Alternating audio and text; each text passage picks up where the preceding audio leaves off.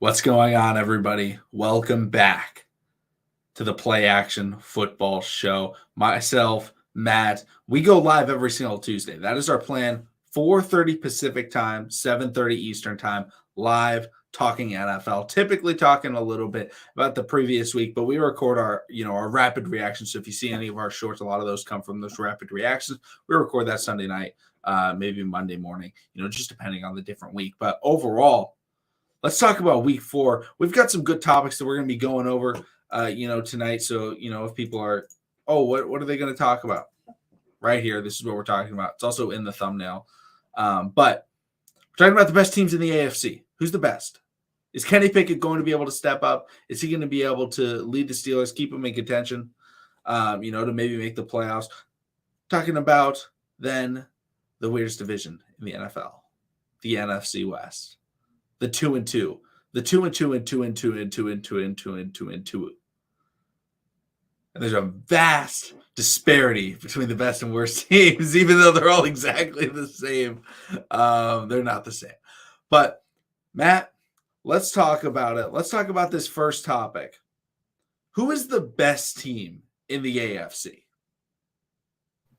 So, of course, the easy answer would be to say, the Bills. They were the favorite heading into the season. They've kind of been the team that's been hyped up the most. But I think that we all kind of did it again. And I don't really think, maybe not us, but in general, the NFL fans. And I'm talking about underrating the Chiefs every single year. Oh, the Chiefs aren't going to be that good. They lost Tyreek Hill. Oh, the Chiefs this, the Chiefs that. The Chiefs are one of the best teams. They have been one of the best teams every single season that Patrick Mahomes has been under center. If you have Patrick Mahomes and Andy Reid, especially in a NFL this season where offenses have been kind of terrible, you're going to be able to outscore anyone. I don't think the Bucs have looked very good, but they absolutely decimated the Bucs last week. And so yes, they lost. Looked good. Looked good. Like beforehand? Yes. Yeah. They're one of the best in the NFL. Yeah, beforehand the Bucs defense looked really good, and they put up over 40 points on them. Like they killed them. So I think that those are the two teams that you have to bring up. Same as last year, honestly. I know that the Bengals made it, but if you remember in the playoffs, it was like, what's the real, everyone thought what's the real playoff game that everyone's kind of keying into? And it was Bills Chiefs, and it was one of the best playoff games that we've seen in a long, long time. And so that was kind of I think those are the two very clear, heavy favorites. I think people are going to bring up no one else in the AFC West. You would have thought that there would be a couple of those teams, right? But it doesn't look like any of those teams. I don't think you can take anyone in the South and put them into they're one of the best teams in the league. I think that you could talk about the Ravens. I think you could talk about the Dolphins because their record, but I don't think they're on the same tier as the Chiefs and the Bills. I'm going to go with either the Chiefs and the Bills. If I had to pick right now, I would probably pick the Bills only because their defense is a lot better. But the Bills have so many injuries right now. So, we also have to look and be like, okay, there's a few question marks here. Where, the Chiefs question marks are who's going to get the ball? And it's they're just spreading the ball all over the place. And Clyde is, the most insane efficiency that we've ever seen from pretty much anyone right now. He has, have you seen the stuff on him where he's had, less touches than, all these other running backs? And yet, he has, 5 times the production in terms of he's got the touchdowns. He's got everything. And he doesn't get the ball. It's crazy, but it's working out really well. So I think that's kind of their question right now. So you could easily say the Chiefs, but I'm going to go Bills 1A, Chiefs 1B, and then a pretty large gap after that. I would love to be able to say the Baltimore Ravens, but they have John Harbaugh, they have Greg Roman, and that takes them out of the conversation against those other teams. Could they beat them? Yeah, it's possible. In my opinion, the best team in the NFL is the Buffalo Bills. I think they've been the best team in the NFL all season long. But I'm picking the Chiefs to beat them anytime they play. Even though I think the Bills team is better, I think they have a better defense. I think they probably also have a better offense. At the same time, I think that the way that the Chiefs play makes them so difficult to beat. And I don't know if the Bills have the pieces. Now, traditionally, beating the Chiefs is you have pass rush. The Bills have that. I have no problem with the Bills pass rush. But what you also have to do is you have to be able to score against them, at a crazy high rate, and you have to be able to stop, that offense. And Matt, you talked about Clyde. Check it down to Clyde. Like Clyde is finally like, give it to Clyde. It was never like that. And I think Juju, as a check down is very solid. As a guy that can go underneath against these teams, like the Bills where, Mahomes has to get the ball out early. Those are games that I think are really going to favor Juju to where, Patrick Mahomes can absolutely go out there and play the Tom Brady style. The traditional get the ball out quick, get the ball out quick, get the ball out quick, get the ball out quick. Oh, they only rush 4 because they want to go, they want to do all these things, but they rush 4. They're not playing over top, MVS or Mecole Hardman or somebody's able to get over the top. And the Bills offense, as great as the Bills offense has been, as great as it's been, there have been like multiple games. I mean, you watch the Tennessee Titans game, Bills routed them. But at the same time, it was like, why is the Titans defense playing kind of well in the first half? It was like, wow, the Bills are getting stopped like almost consistently. Second half, I don't think they've allowed a touchdown in the second half, or they've allowed 1 touchdown in the second half all year. It's ridiculous. The Ravens didn't score against the Bills in the second half. Teams don't score against the Bills in the second half. Yeah, that's not going to happen against Andy Reid. They have not gone up against Andy Reid so far this season. I think that Patrick Mahomes and this Chiefs offense, they're going to be more consistent than the Bills offense. And I feel like, again, they still have playmakers. What happened, in, what was it, week 2? We saw, was it Chiefs, Packers? Who got the pick 6 for the Chiefs? Was it Chiefs Packers? The 6th round pick, wasn't that the Chiefs game? Like the 6th or 7th round pick got a pick 6 at the goal line. This year? Was that not the Chiefs or was that the Bucks? I do not know. I'm pretty sure the Chiefs had a guy in a tight game, like a tie game or something like that, at the goal line, get 100+ yard pick 6 as a 6th or 7th round rookie. And I can't remember who they were. Jalen Watson? Who's the Chargers? Was it the Chargers game? Yeah. That's what it was. Thank you. I was like, I remember the Chiefs playing against a good offense with a good quarterback and getting a pick 6 from them. The Chiefs have playmakers on the defensive side of the ball. It's not a great defense, but they have Chris Jones, and they literally need like one play, and they were able to win. That's how consistent they are. And I feel like that's too difficult to go up and beat for the Buffalo Bills. But I think the Bills team is better. I think that's one of the things in the NFL where matchup wise, I think the Chiefs are able to take them down, but I think the Bills are better. And that's the unfortunate scenario. Every once in a while you get those teams where it's like, oh yeah, they're really good. It's like the Colts in Jacksonville, right? The Colts are always better than the Jaguars, but they always lose in Jacksonville. I think it's 7 years in a row they've lost in Jacksonville. You cannot tell me that the Jaguars have been better than the Colts 7 years in a row, but they've beat them 7 years in a row at home because they match up well against them. I don't know how, but they do. I think the Chiefs match up really well against the Bills. So, playoff situation, I'm going with the Chiefs against them. So they're technically my best team. And I like the way that you look at that too, because a lot of people were like, when we talk about who's the best team here, who's the best team in the division or whatever it is, a lot of times it's not. You don't really take into account of okay, well, what about one guy versus another guy, like that matchup? What does those teams matchup actually look like? Because in this case, I think you're right. I think that the Chiefs are. I think the Chiefs are more likely to beat the Bills. Now, I also wouldn't be that surprised if the Bills ended up pulling off an upset. I don't even really want to call it an upset, but if they did end up beating the Chiefs, it wouldn't be that crazy, But I think that if you look at it head to head, I think it'd probably give the Chiefs a side, and they've won a lot. I mean, I think a lot of it too is going to come down to the Bills' health. They just been consistently getting banged up.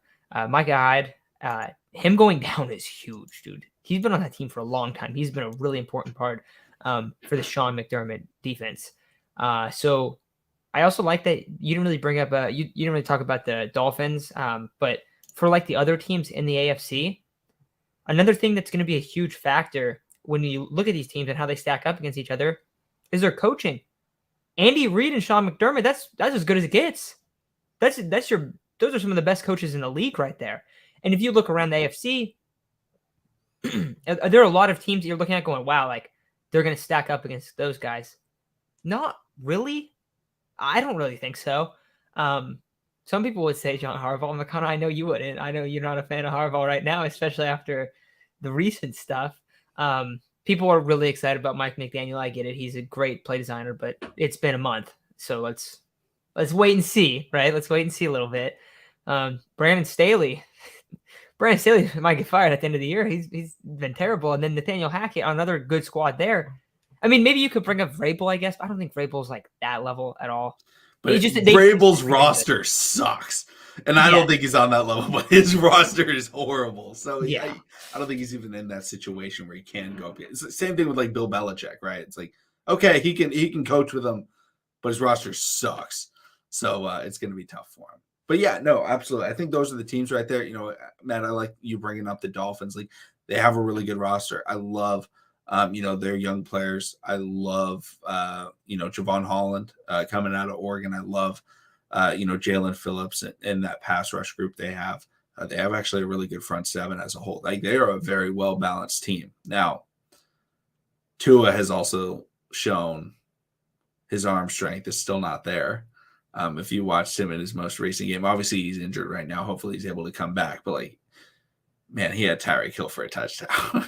And like the announcers are talking about it, and I think it was Thursday night, so it was like Kirk Herbstreit, and he's like, "Dude, you have him for a touchdown." He's like, "If you throw that ball, like that's a touchdown." And Tua was like trying so hard. He goes, "You're talking about the one where Tyreek Hill came to a stop and then ran up about 3 yards to come back to the football."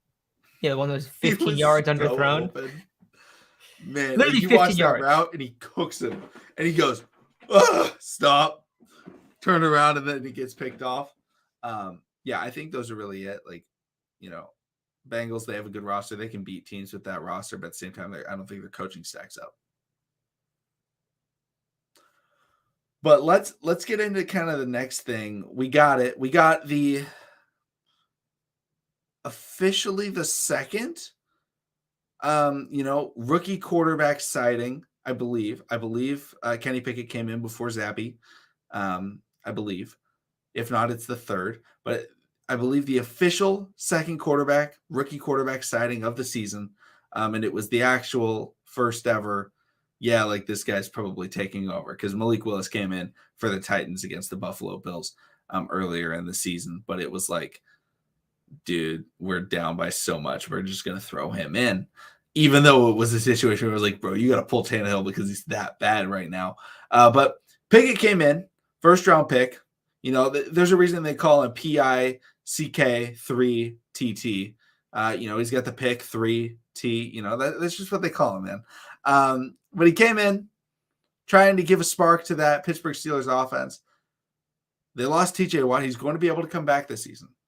Fun fact, in TJ Watt's career, the Steelers have never won a game without him playing. In his career, they're 0-7 with TJ Watt out. More now. I saw that though. I did see that. Yeah. But I think it's 0-9 now. Yeah. So it's something where when he comes back, if they're in a situation where they can, win a couple more games and all of a sudden they're 9-7, 9-8 or something like that, that's maybe a wild card team. Can Kenny Pickett, Matt, you look surprised at wild card team at 9-8. Dude, have you watched the NFC West? They don't look good. If you watch the AFC South, they don't look good. Who's winning more than 9 games outside of? No. I'm looking. Sorry, I was looking ahead. I wanted to see what the Steelers' schedule looked like coming up. Like considering, are they gonna have a chance? I gotta stop before we even get into Pickett, bro. Dude, the Steelers are gonna be. Dude, check this out. Their next 4 games are Bills, Bucks, Dolphins, Eagles. Sounds like 4 They're losing all 4 of those games. They're going to be 1-7. Yeah. I mean, maybe they win one of them, but they're not going to have TJ Watt back, I don't think, until like probably after that. Maybe like one of those last like game or two. He's out like 6 weeks. That's what it seemed like. Yeah. Maybe even 8. I think it's like it's like 4-8. So probably that means 3. Do you remember what happened TJ last Watt. time the Bills played against the Steelers? The worst performance of a Josh Allen offense of all time. Week 1 last season. That would like okay, here's the thing. I don't think Kenny Pickett's going to be amazing. I think he can definitely win some games, but those teams are obviously going to be very difficult. But that defensive line is going to make plays. Minka is going to make plays. I think they can beat the Dolphins. I think they can beat the Bucs. I don't think they can beat the Bills. I don't see how that's happening. I think that's going to be a really rough game. I picked up Kenny Pickett in fantasy football because I was like, I'm keeping him. I'm starting him next week. I'm not starting him this week. I did not pick him up for this week. I guess I still have to rock with Carson Wentz this week. But after that, like Kenny Pickett, he's going to try and sling it because he's a rookie.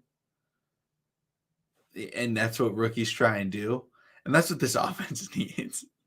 Like they need to get the ball to your good players. The problem is Kenny Pickett went into that game thinking Chase Claypool was a good player. He needs to get rid of that mentality. George Pickens, Deontay Johnson, Najee Harris, those are the good players. The avoid players are Chase Claypool. And Chase Claypool on the left side of the field as well. Don't give it to him. He drops open passes. He runs bad routes. He hits dances as time expires. He's not good. Like, don't give him the ball. But Matt, how's he gonna look? Just looking at Kenny Pickett, how do you think this is gonna help or hurt? So let's just say that they're in a spot. I don't think they will be, but say they're in a spot where like they're still in the mix, right? When Watt comes back, I think Pickett gives them a better chance. But I think that I said this earlier about Mitch, but I think their whole quarterback, just what they did this offseason was really stupid. I think the idea of going, oh yeah, we have, you already brought the names, Deontay Johnson, Najee Harris, George Pickens. Dude, that is a stacked weapon, like group of weapons right there. And then you pair that with one of the very best defenses in the league, if not one of the, like, if not, they might be the best when hell, I don't know if they're the best anymore. I think they probably were last year, one of them at least. Like, but they're one of the best defenses, right? And if you pair that and then you go, we're going to go get Mitch and Pickett. Talk about underwhelming. I thought they were going to make a big splash. I thought they were going to do something where they're going to try to go for a home run and really like try to win. Mitch was a disaster. I already said that. But Kenny Pickett, I don't think Kenny Pickett should have been a first round pick. I agree. I looked at him and I'm looking back in my notes right now. When I was watching him over like the summer, not over the summer, but over the spring, I said he's a round 2 guy. I don't know why he's getting round 1 hype. He doesn't offer a ton of upside, and he looks like he's lost when the pocket breaks down. If your O-line isn't really that solid, then you won't move the ball well with him. Whose O-line is awful? What is the Steelers' probably their only flaw outside of Akella Witherspoon? And you actually see him on the back over here. You see Akella right here? Look. There he is. But Akella's been a disaster there too. He gets torched every single game. But with not a good offensive line, like he can try to get the ball out quick. Like he can be like serviceable, I think, but I don't think he's going to be like a needle mover. I don't think he has the upside to turn into a high end quarterback in the NFL. And so for that reason, I don't know why that was like, oh, that's what we're going to go and do. Better chance to take Malik Willis, dude. Like I honestly think so. I don't think Pickett's that great. Pickett also had Jordan Addison, who is a freaking beast at wide receiver. He's the reason that Pickett probably went in the first round. So I don't know, man. I'm not really sold on Pickett. I think he's going to be all right. I don't think he's going to be bad or terrible. I think he was like a pretty solid, like late round 1, early round 2 type of quarterback where you take him and he's going to be like whatever, and you're going to use him on his rookie contract, almost like Mac Jones, kind of like that situation. But I don't like when teams do that.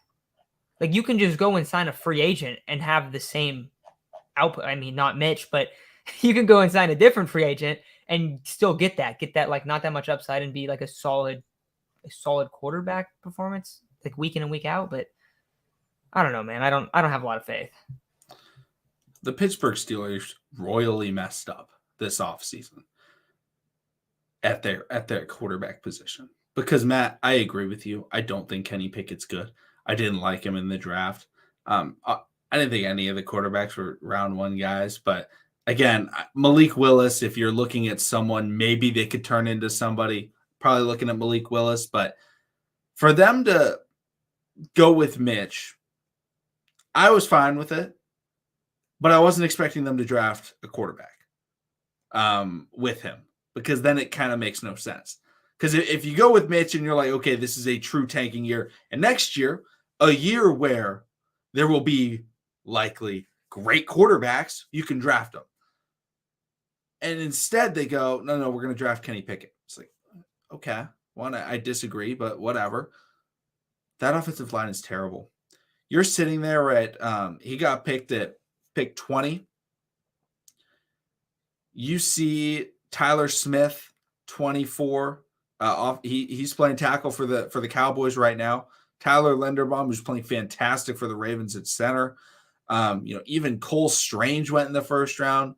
And from what I've seen, he's looked good. Obviously I haven't been watching Patriots offensive line highlights, recently, but he's looked good.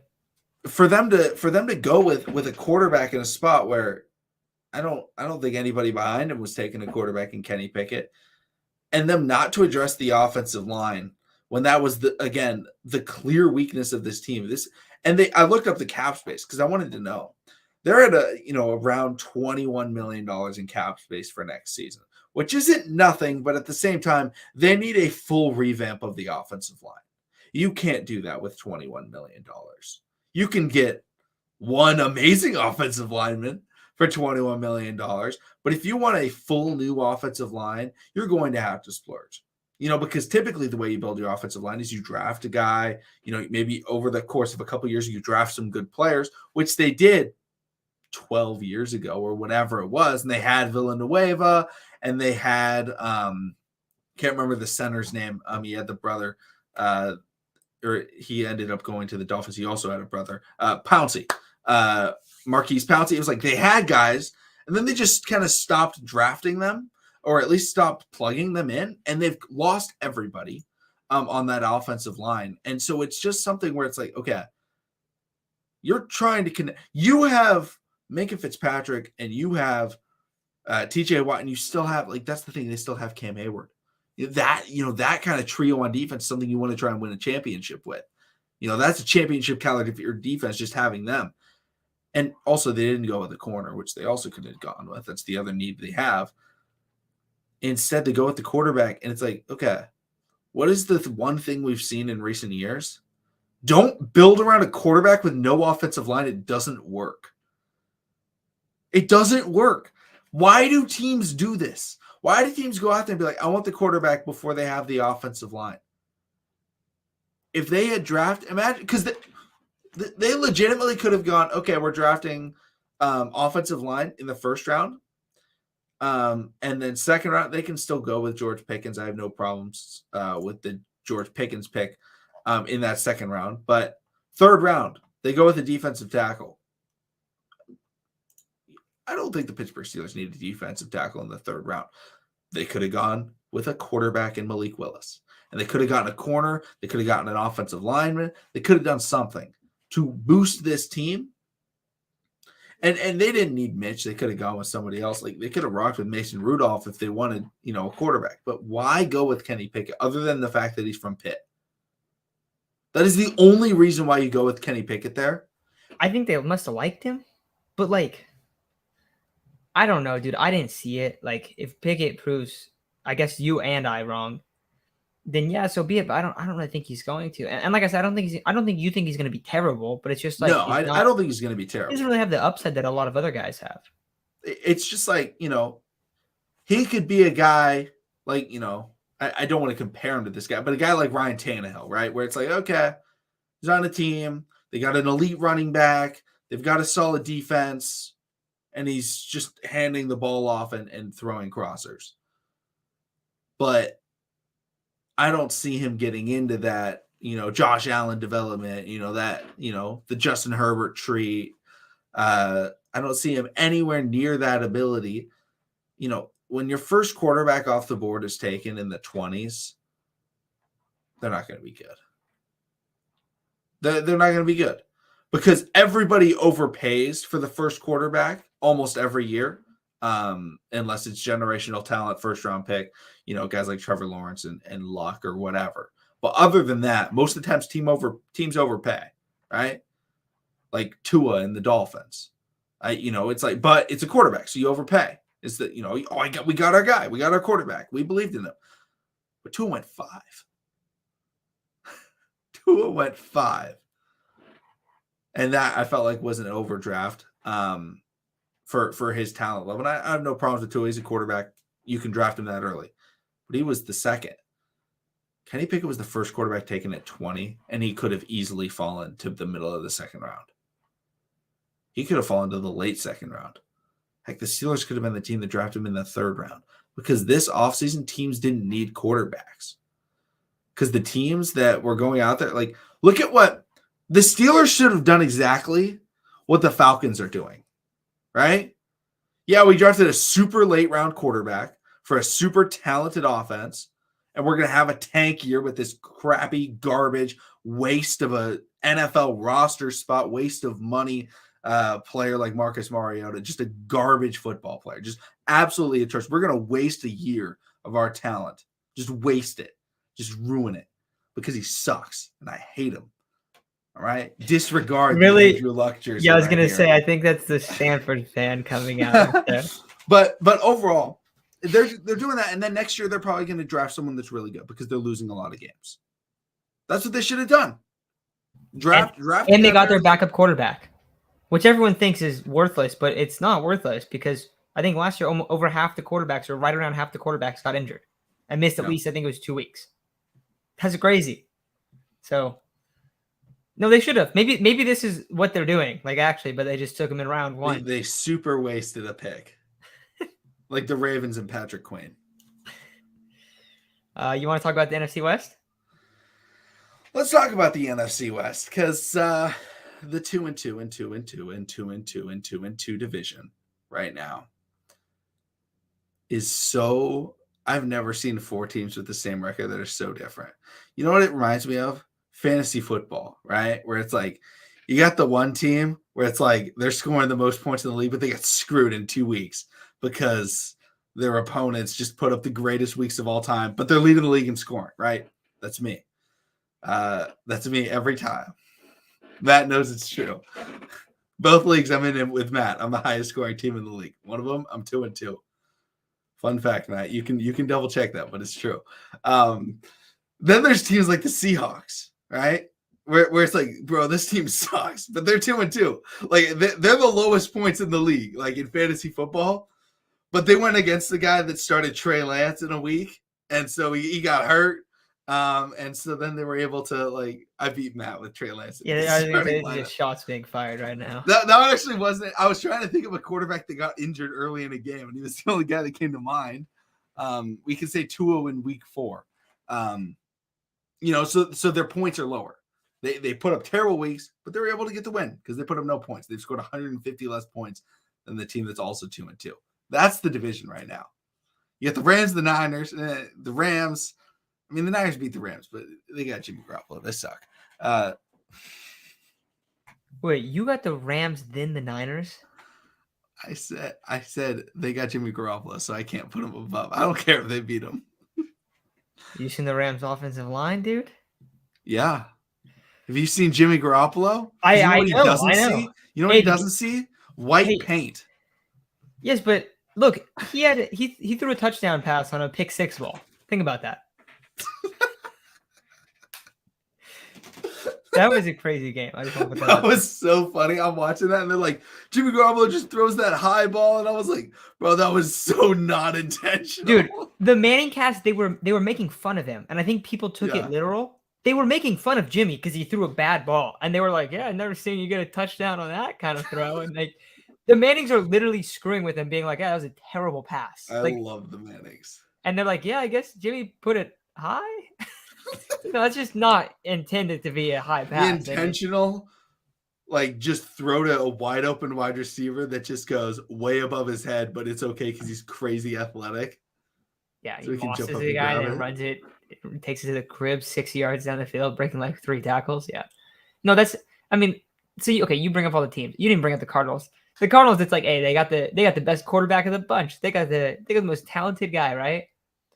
But their coach is just a complete joke. He's the only coach in the division that just sucks. I mean, people don't like Pete Carroll. I still think Pete Carroll is a good coach. I think it's very clear that Pete Carroll elevates his roster every single season. At least they're 2-2 right now. If that doesn't say anything about Pete Carroll. Hey, I guess their wins aren't like their wins are pretty solid wins. Yeah. I mean, they lost to the Falcons by a little bit. They lost to the Niners by a lot. They beat the Broncos. I mean, that was a pretty hype win. Like, and they came out firing, dude. Like they were playing really well. And then they scored 48 points in another win. So like, okay, you got to give them some credit if you put up 48. Like, they're not as bad as I thought they were going to be. Yeah. I'll say that. I think they're a lot better. Maybe not a lot better, a little bit better. But I think they're going to win like 6-7 games. You know who's 1-3? The Detroit Lions. Okay. I'm just saying, because I always say, no, they're terrible. Doesn't matter if they're going to be close in games. They're still terrible, and they're going to lose. So who do you think comes out of the NFC West? Or I guess, like I mean, wild two card, teams. playoff or whatever. I think it's going to be the Rams, and I think it's going to be the 49ers. The 49ers defense is too good. Problem is, in the playoffs, Jimmy G, I can't count on him at all.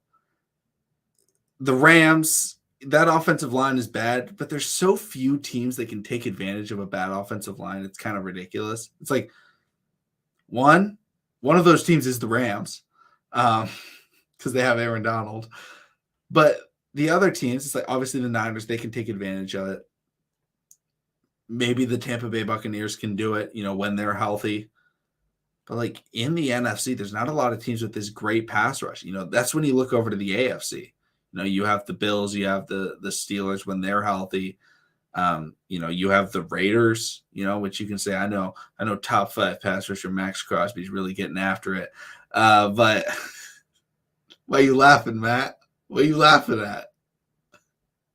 But overall, like, I don't think there's enough teams that can take advantage of it.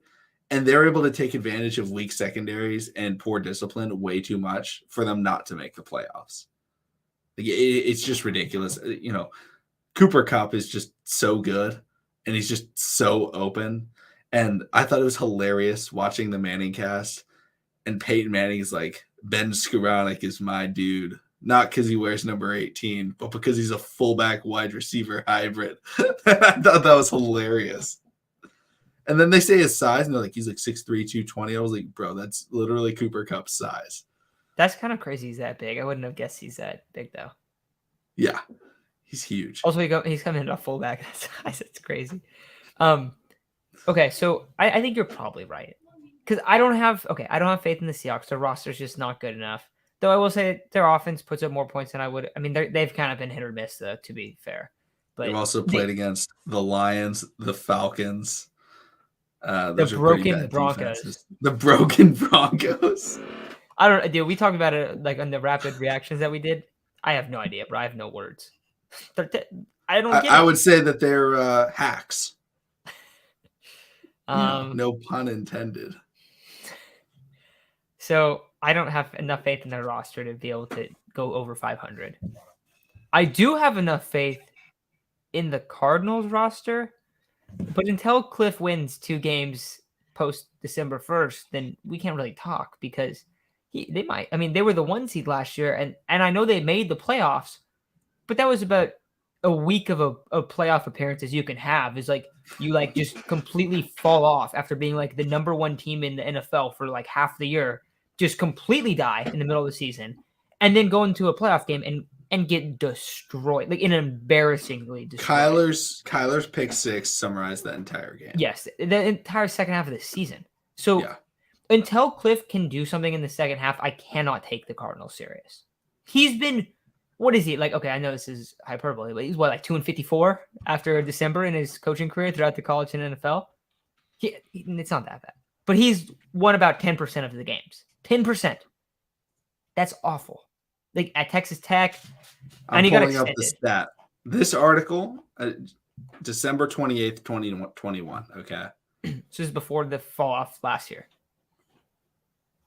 And it looks like I think it's like he's won like 11%, something like Okay. that. Bad.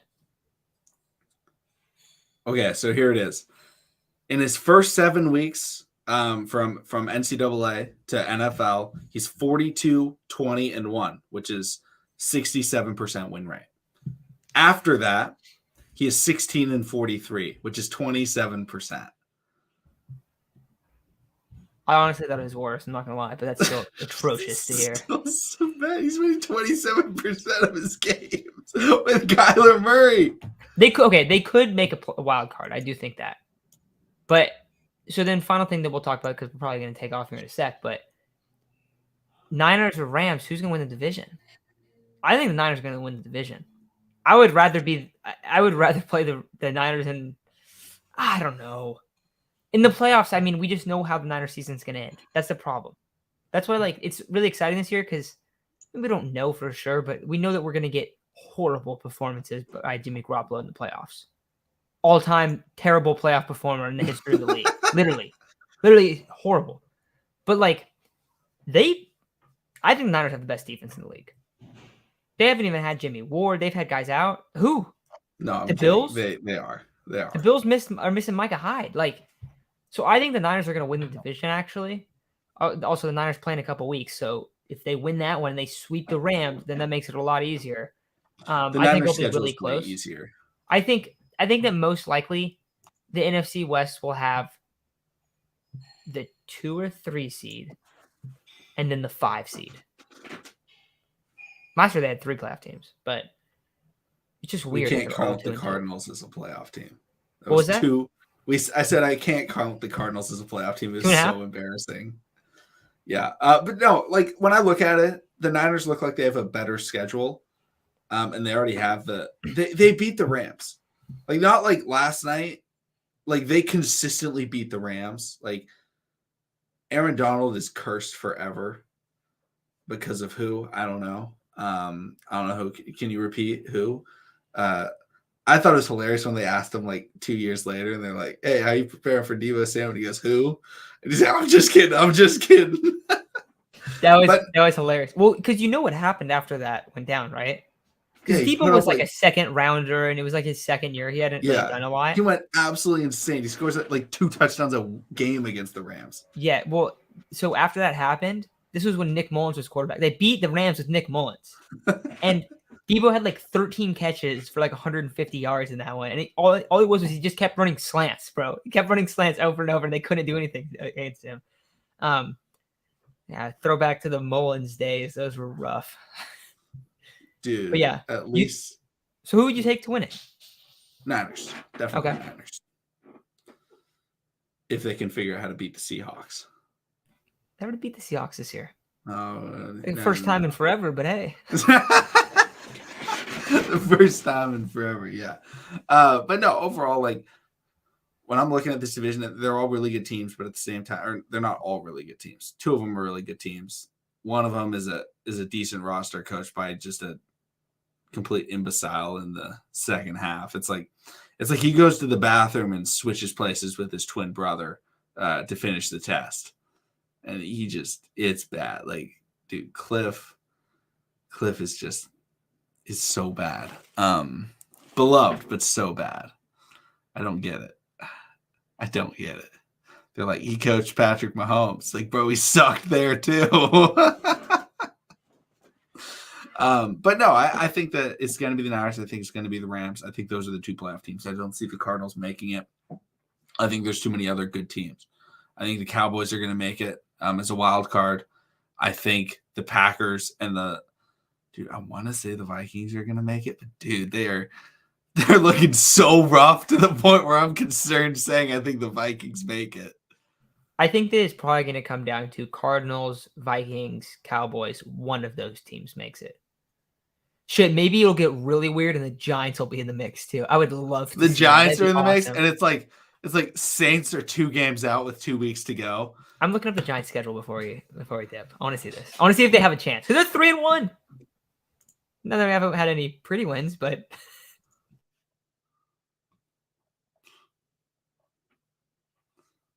I think we see the Saints make it, when they finished the season? They look so bad, dude. No. The Saints finished the season and they go win against they beat the Ravens, they beat the Steelers, they beat the Rams, the Niners, the Bucks, Falcons, the Browns, the Eagles, and the Panthers, and they finished the season winning every game in the hardest schedule imaginable. How many games do you think it takes to make the wild card in the NFC? 9? 10. 10? I think Okay. it takes 10. Okay, so right now let's say the Giants are at 3. I don't know if you guys can see this. 3 wins. They play the Packers. I'm not going to give them that one. They play the Ravens. I'm not going to give them that one. They play the Jaguars. I'm not going to give them that one. They play the Seahawks. Okay. Play the Texans. All right. They play the Lions. Okay, that's 6. They play the Cowboys. Not going to give them that one. They play the Commanders. Okay. Play the Eagles. Nope. They play the Commanders again. Okay. They play the Vikings. Okay, so then this would say you need 2 wins in these last 3 weeks, given if everything I said was correct. It would be Vikings, Colts, Eagles, but that could potentially be an Eagles game where they're benching everyone. That's interesting. It might get close. No. They're not going to bench everyone, and the Giants are going to get screwed by it again. That would be hilarious. They play the Eagles. Should have benched them. We would have made the playoffs. By 6 wins. Did they have 5 wins? No, they would have had 6. They were 6, 8, and 1. It was before they changed. It was before they added the game. Right. Yeah. And they were, dude, and they would have got smoked too. That was the thing. It was like, dude, the Eagles got killed. No, it wasn't the Eagles. It was the Commanders. It was when they were the football team. Oh, this was 2 years ago. Yeah, when that's right. It was Taylor Heineke. Dude, Heineke. No. Was it Heineke?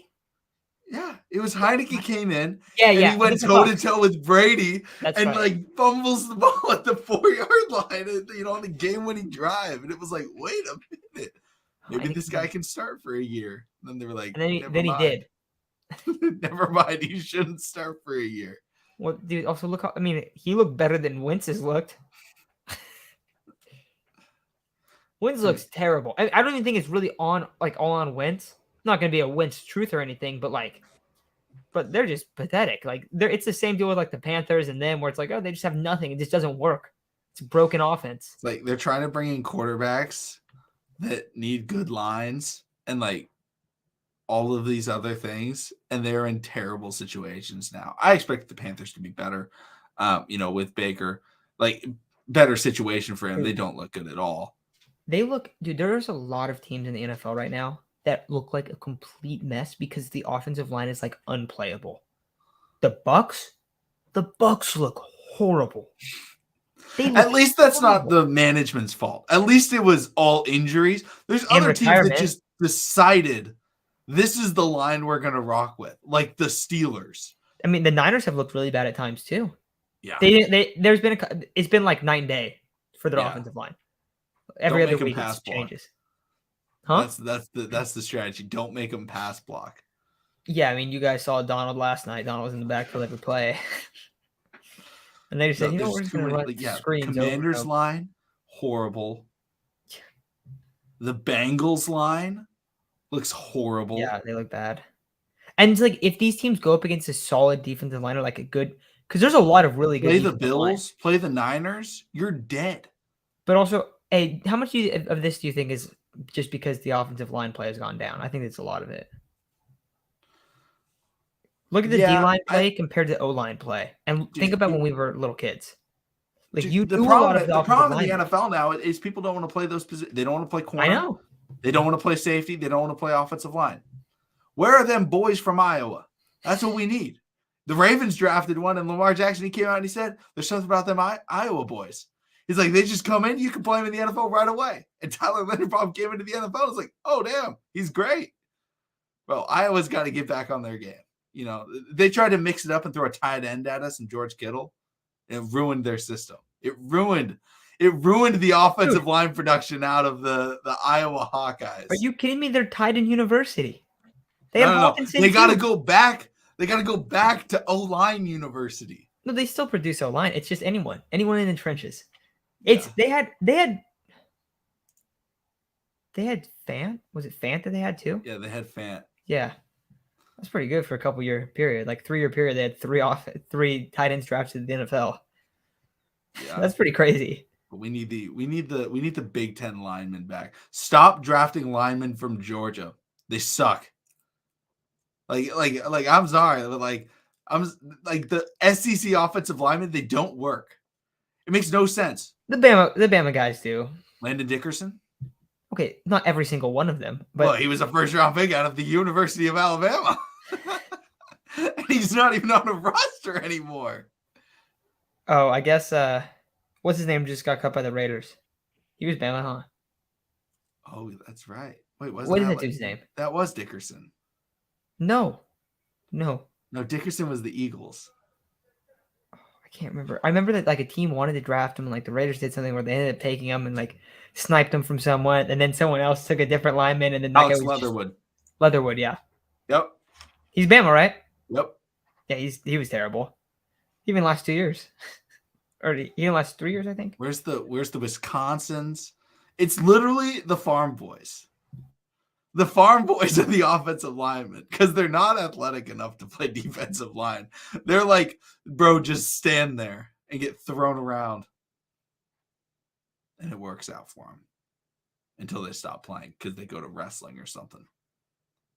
We need committee, we need to start paying the linemen better because the D linemen get paid a ton. But I think that's probably about it to wrap up. Everybody that's watching, make sure to subscribe to, the football, the play action football, whatever we call this show. I would keep wanting to call it a podcast, but it's not. It's kind of a podcast. Make sure to subscribe to Play Action Football. We try and go live Tuesday, 4:30 Pacific, 7:30 Eastern time every week, but then also put out a ton of shorts content, put out a bunch of other videos as well. But Matt, do you have anything final to say to the people? All right. Actually, wait, one more thing. Okay, let me hear it. The Niners have the best defense in the NFL, and everyone's going to agree on that midway through the season.